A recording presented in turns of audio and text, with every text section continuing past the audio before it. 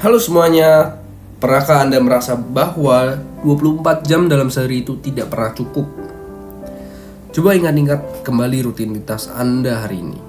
Alarm berbunyi jam 6 pagi, Anda terbangun, dan hal yang pertama disentuh bukanlah segelas air putih, melainkan layar smartphone Anda.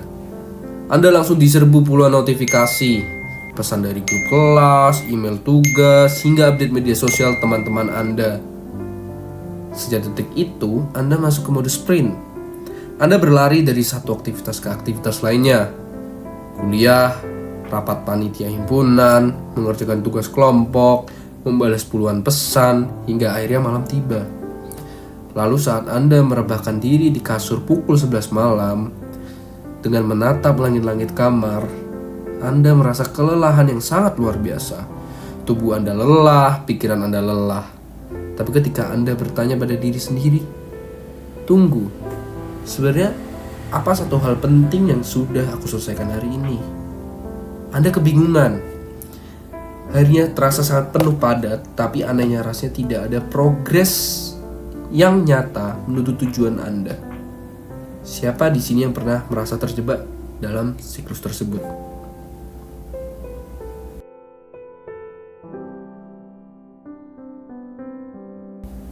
Kita saat ini hidup di sebuah era yang mengagungkan kesibukan.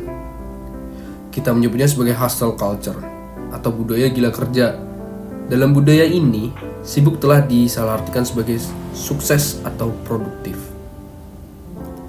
Kalau kita tidak kurang tidur, kalau kita tidak membalas pesan terkait pekerjaan atau kuliah di akhir pekan, kita merasa ada yang salah. Kita merasa tertinggal dari teman-teman kita. Kesibukan telah berevolusi menjadi simbol status sosial yang baru. Coba perhatikan, ketika kita bertemu dengan teman lama dan bertanya, gimana kabarnya sekarang? Jawaban yang paling sering kita banggakan adalah, wah, lagi sibuk banget nih, banyak project, banyak tugas. Ada rasanya bangga terselubung saat kita menyatakan diri kita sibuk. Tapi sadarkah kita bahwa kesibukan tanpa arah sebenarnya adalah bentuk kemalasan yang paling halus? Ya, kemalasan untuk berpikir mana yang sebenarnya menjadi prioritas.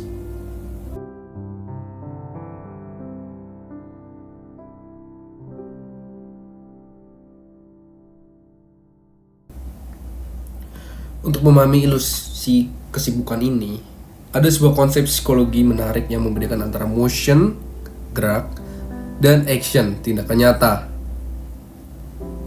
Motion adalah saat kita merasa sedang melakukan sesuatu tapi tidak benar-benar membuahkan hasil akhir. Contohnya, merencanakan jadwal belajar, membuat to-do list yang dihiasi rapi, mencari referensi jurnal berjam-jam tanpa membacanya, atau rapat berjam-jam untuk membahas yang diselesaikan lewat pesan atau pesan singkat.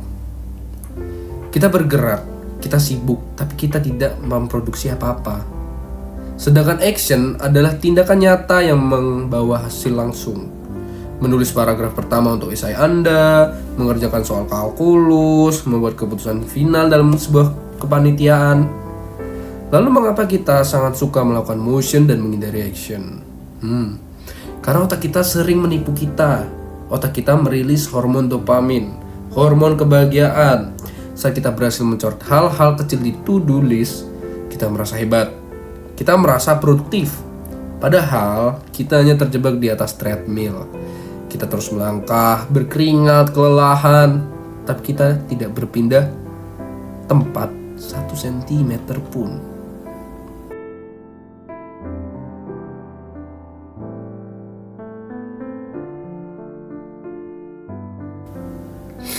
Kondisi ini perlahan membawa kita pada apa yang disebut toxic productivity, yaitu sebuah dorongan yang tidak sehat untuk terus-menerus merasa produktif setiap saat, menolak waktu istirahat, dan merasa bersalah jika kita sekedar bersantai.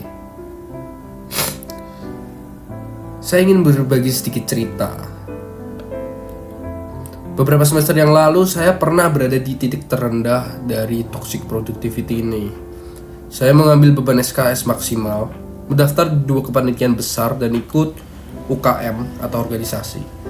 Jadwal saya penuh dari Senin sampai Minggu. Teman-teman saya melihat sebagai orang yang sangat aktif. Tapi apa realitanya? Saya sering telat makan, waktu tidur berantakan, dan yang paling parah, karena fokus saya terpecah ke puluhan hal berbeda, tidak ada satupun tugas yang saya kerjakan dengan kualitas 100%. IPK saya terancam turun. Dan pada akhirnya saya tumbang karena tipes. Di rumah sakit saya menyadari satu hal yang menampar ego saya. Saya sibuk mengurus banyak hal, tapi saya gagal mengurus hal yang paling krusial, yaitu kesehatan saya dan tanggung jawab utama saya sebagai mahasiswa. Kesibukan itu ternyata berujung sia-sia.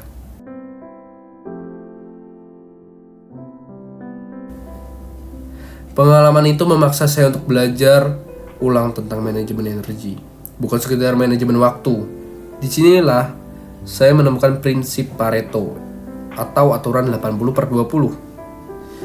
Prinsip ini menyatakan bahwa 80% dari hasil yang kita dapatkan sebenarnya berasal dari 20% usaha yang kita lakukan. Pikiran tentang kehidupan kampus kita, mungkin 80% dari pemahaman materi ujian Anda hanya berasal dari 20% waktu Anda. Anda membaca bab inti secara fokus, bukan dari 10 jam begadang membaca semua slide tanpa arah. Jika kita mengidentifikasikan mana aktivitas yang masuk dalam kategori 20% tersebut, aktivitas yang benar-benar berdampak besar, kita bisa memangkas banyak sekali kesibukan yang tidak perlu. Lalu, bagaimana cara praktis untuk keluar dari jebakan kesibukan semu ini? Bagaimana caranya kita beralih dari sekedar sibuk menjadi berdampak? Saya ingin membagikan 3 langkah yang bisa kita aplikasikan mulai hari ini. Langkah pertama, audit waktu. Selama 3 hari ke depan, jadikan diri Anda peneliti untuk hidup Anda sendiri. Catat setiap jam apa yang Anda lakukan. Jujurlah pada diri sendiri. Anda mungkin akan terkejut melihat berapa banyak waktu sibuk yang ternyata terbuang untuk hal-hal reaktif. Contohnya, scrolling media sosial tanpa sadar, membalas komentar yang tidak penting, atau sekedar berpindah-pindah aplikasi tanpa tujuan yang jelas. Dengan menyadari kemana waktu kita pergi, kita bisa mengambil kembali kendali atas waktu tersebut. Langkah kedua adalah gunakan matriks Eisenhower untuk menyaring tugas. Sebelum mengatakan ya pada sebuah tugas atau ajakan, masukkan ke dalam matriks ini, apakah tugas itu penting dan mendesak? Jika iya, kerjakan sekarang. Apakah itu penting tapi tidak mendesak? Jadwalkan aja. Apakah itu mendesak tapi tidak penting? Jika memungkinkan, didelegasikan saja. Dan yang paling penting, jika sesuatu itu tidak penting dan tidak mendesak, seperti berdebat di media sosial, tinggalkan saja. Ingat, berani berkata tidak adalah salah satu skill paling penting di abad ke-21. Setiap kali kita berkata ya pada permintaan orang lain yang tidak sejalan dengan tujuan kita, kita sedang berkata tidak pada waktu istirahat kita, pada waktu belajar kita, dan pada waktu kewarasan kita.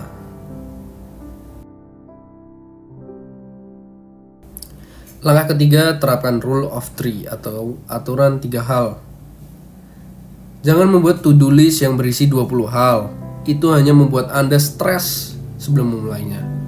Sebaliknya, setiap malam sebelum tidur atau pagi hari sebelum memulai hari, tentukan maksimal 3 hal terpenting, 3 action nyata yang harus Anda selesaikan hari itu. Jika ketiga hal itu selesai, maka hari Anda sudah bisa dikatakan sukses. Sisanya adalah bonus. Ini memaksa kita untuk sangat kejam dalam menentukan prioritas.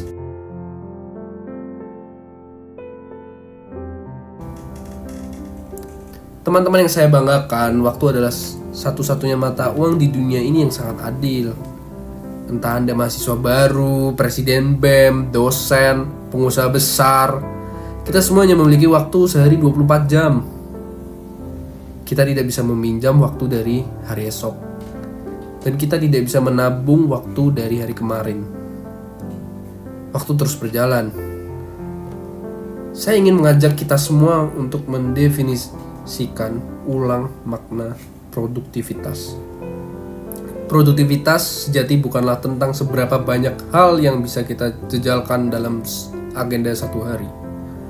Produktivitas adalah tentang melakukan hal yang benar di waktu yang tepat dengan alasan yang jelas. Mulai besok pagi ketika alarm berbunyi dan Anda membuka mata, jangan biarkan diri Anda langsung terseret ke dalam arus kesibukan tanpa arah. Jangan langsung menyentuh smartphone Anda. Tarik nafas panjang. Diam sejenak dan tanyakan pada diri Anda pernyataan sederhana ini. Apa satu hal yang paling bermakna yang akan aku lakukan hari ini? Jangankan biar hidup Anda habis hanya untuk menjadi sibuk tanpa mengetahui apa tujuannya. Pastikan keringat Anda, lelah Anda, dan kesibukan Anda benar-benar membawa Anda ke tempat yang Anda impikan. Sekian dari saya, terima kasih.